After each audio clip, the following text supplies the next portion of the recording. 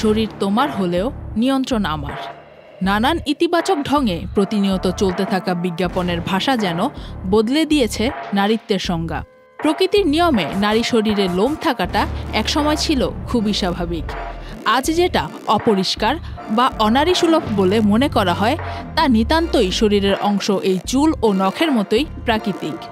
কিন্তু পুঁজিবাদী অর্থনৈতিক স্রোতে বাজারে এলো রেজর কোম্পানি থেকে শুরু করে বিভিন্ন রকমের hair removal cream.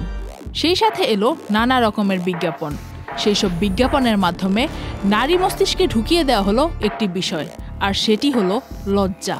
Pubic hair বা লোম নিয়ে পাওয়া এই লজ্জাকে মূলত একটি স্ক্যাম হিসেবে আখ্যায়িত করেন বিশ্লেষকেরা, যার সমর্থনে হাজির করা হয় বিভিন্ন ঐতিহাসিক ঘটনাপঞ্জি। শেভিং মানেই কি নারীত্ব?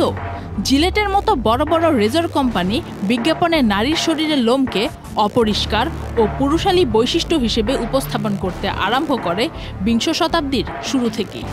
বান্ডেল থাকলে প্রতি সেনমানিতে টাকা বাঁচবে। বিকাশ সেনমানি বান্ডেল কিনে জিতুন প্রতি লেনদেনে।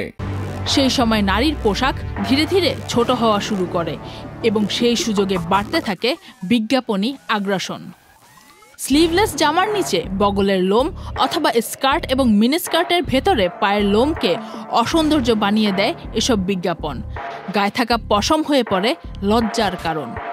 1940 সালের দিকে এসে মার্কিন নারীদের জন্য আন্ডারআর্ম আর লেগ শেভ করাটা এক ধরনের বাধ্যতামূলক সামাজিক রীতি হয়ে দাঁড়ায়।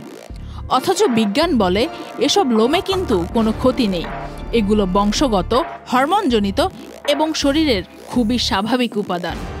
কিন্তু বাজার চায় নিখুঁত শরীর, আর নিখুঁত মানেই নিয়মিত খরচ করা এক ধরনের বাধ্যবাধকতা।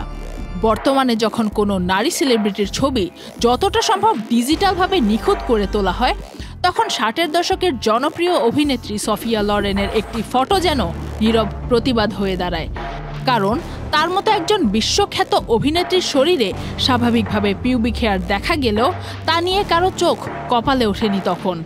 প্রাকৃতিক সৌন্দর্যকে ছাপিয়ে যাওয়া এক বাজার নির্ভর সৌন্দর্যবোধের বিরুদ্ধে এই ছবি যেন এক আত্মবিশ্বাসী নারীর প্রতিবাদী শারীরিক ভাষা। Faria Ahmed Khan, channel I.